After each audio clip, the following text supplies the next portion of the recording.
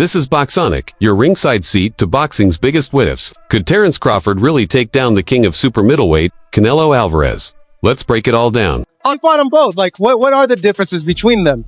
Canelo's stronger and he's easily hit. Very easily hit, very easily. Yeah. Compared to when I fought against Crawford, I couldn't even hit clean.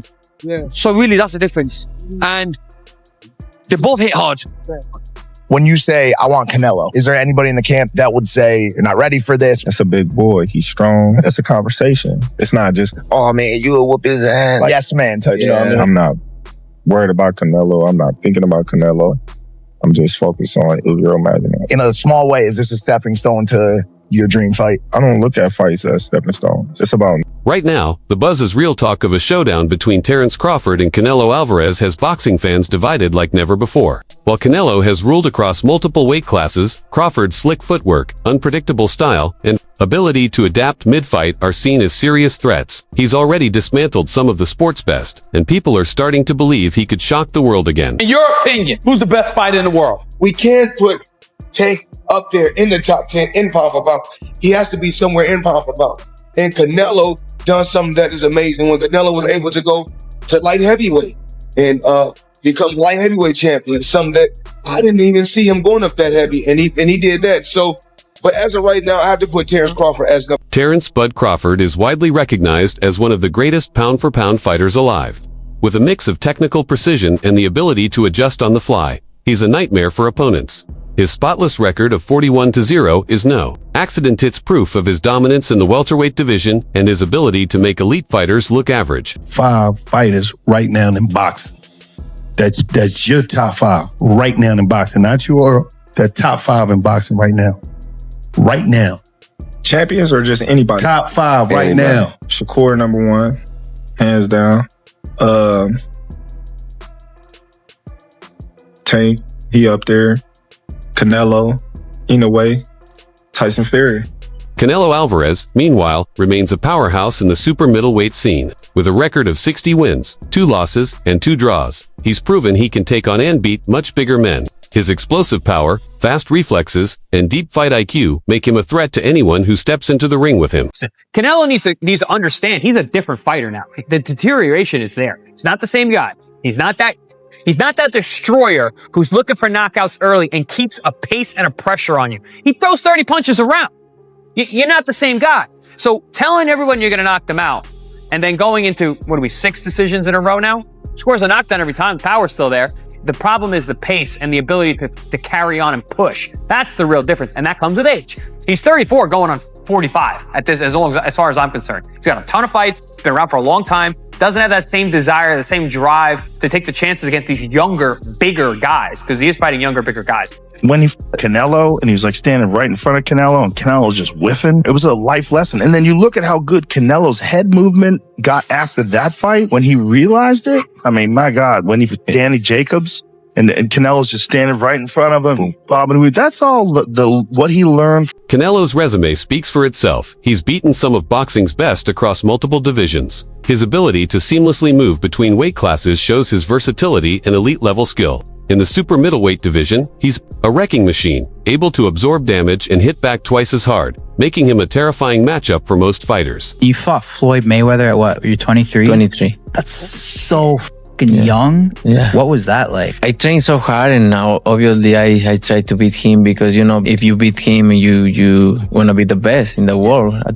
23. What do you think was so impressive about him? His experience, he's so smart. He have everything in a fighter, a complete fighter. He don't have power in the punches, but when you that kind of fighter, you don't need it. You think that was the toughest fight you faced? No. What do you think? I think it's tough fights and difficult fights. That was a difficult fight. Canelo is beating these guys with all 5 layers of defense. Number 1, feet. Number 2, elbows, hands, shoulders, and the mind. This is exactly how both of those guys got to the highest level of boxing supremacy.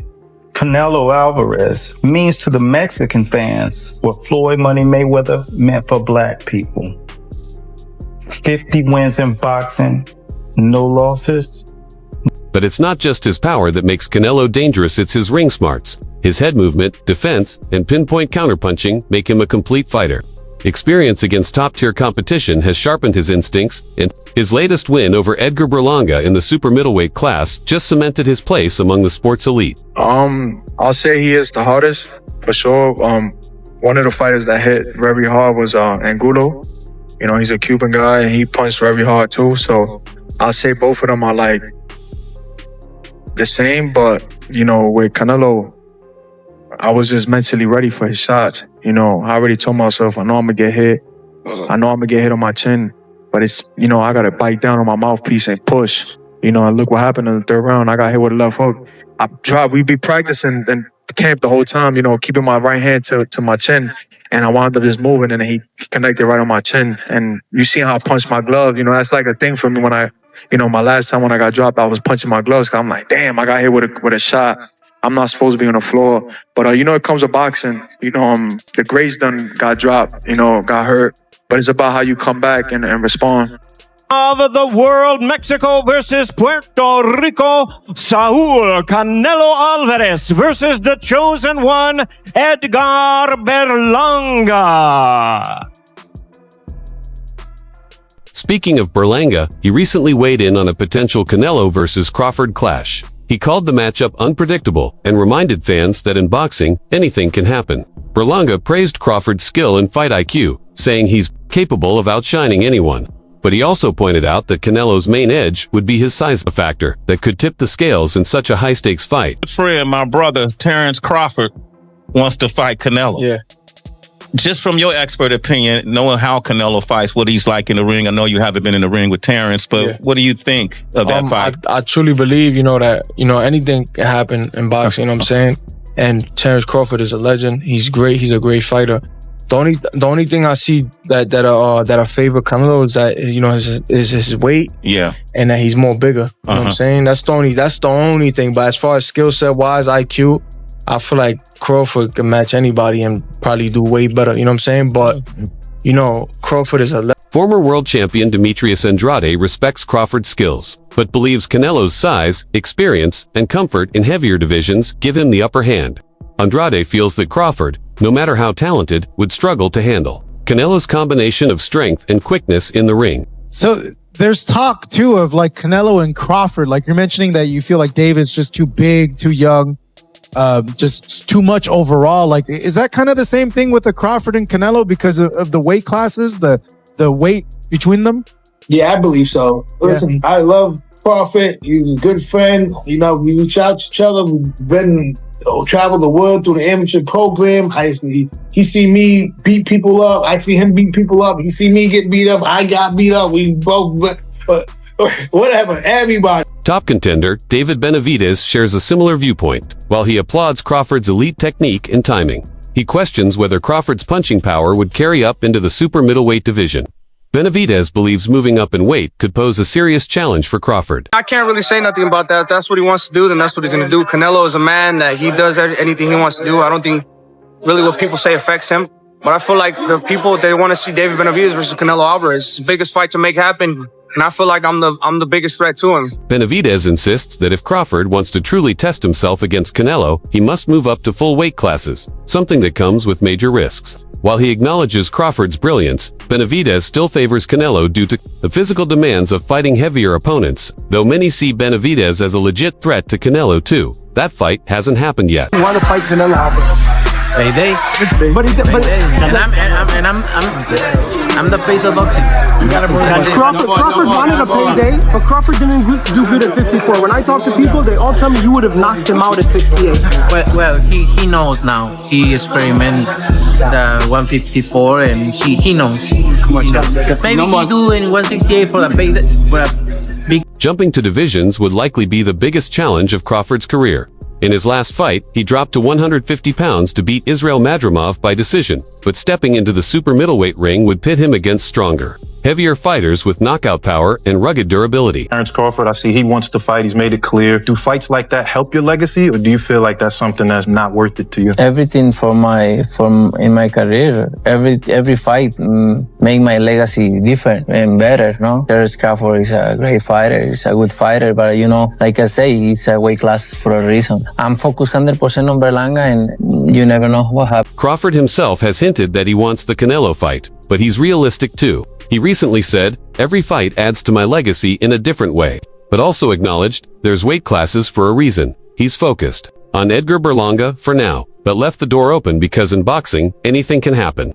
Still, Crawford's fluid, stance-switching, ambidextrous skill set, and elite footwork give him a chance to surprise even bigger opponents. That's like Terrence's walk. Oh, incredible. It was fire. Right, yeah, especially being to the fight, no one knew who really was going to win.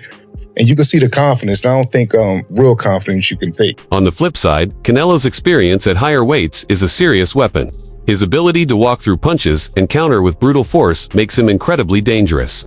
Combined with his ring movement and timing, Canelo brings a complete and devastating style to every matchup he enters. Look up the definition of boxing. Please, please, look up the definition of boxing. The martial arts of boxing. And then come back with your opinion. Because boxing is not all about knocking somebody out. Yes, that's part of it. That can happen. But boxing is a sport where you can outpoint somebody too. That's why they go to the scorecard. I appreciate that take, bro. That's real educated, man, real thoughtful. But you ain't had a decision win in a long time, bro. You known for like being a great finisher. So I appreciate that. But that ain't how you. After recently stepping up to 150 pounds, Terence Crawford captured the WBO interim super welterweight title, but fans noticed something missing. While his technique was flawless, the signature knockout power he had at 147 didn't seem to follow him to the higher weight class.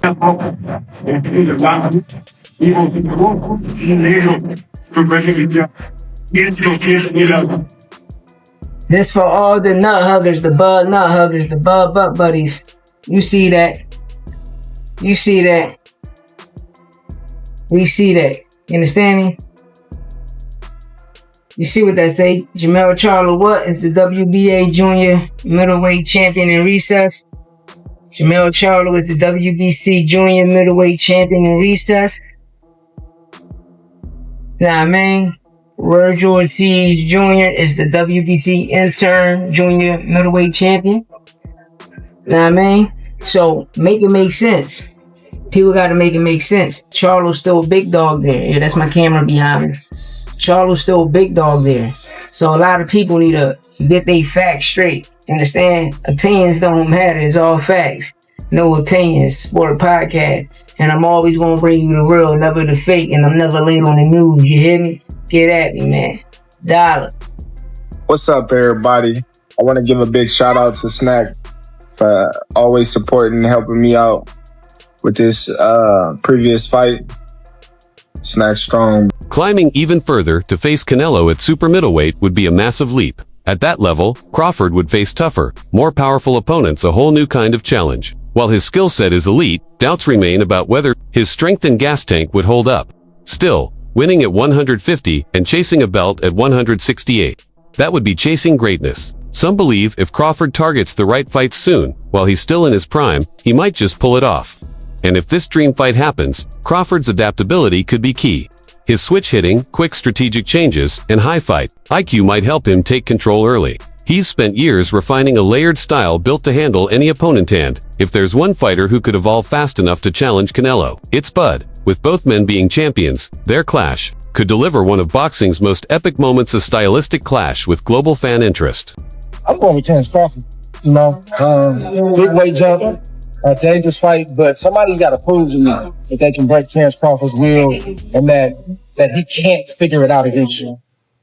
It ain't no disrespect to Canelo, but I've said this the last couple of years. I've not been against Terence Crawford. There's nobody like that. You got to show me this. Despite Crawford's high-level skill and ability to adjust mid-fight, the challenge of jumping to weight classes to take on someone like Canelo is no small feat.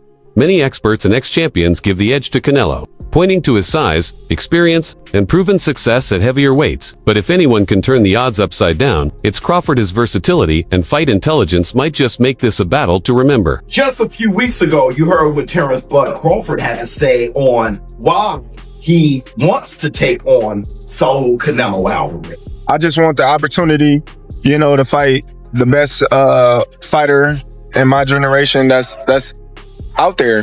He's the most accomplished fighter, and I would just like to, fight another great. Which is a very noble reason. I mean, it's a reason that I can get behind. If you notice, his primary reason isn't money. He did say it'd be the biggest fight, which, you do want a big fight, but I don't think he meant monetarily, which the money comes, okay? But what he's saying is he want to test himself versus the best. And I think he's telling the truth here, right? Of course you want big money and stuff like that, but I think his swan song is just him testing himself up against the very best. Those are the reasons the war room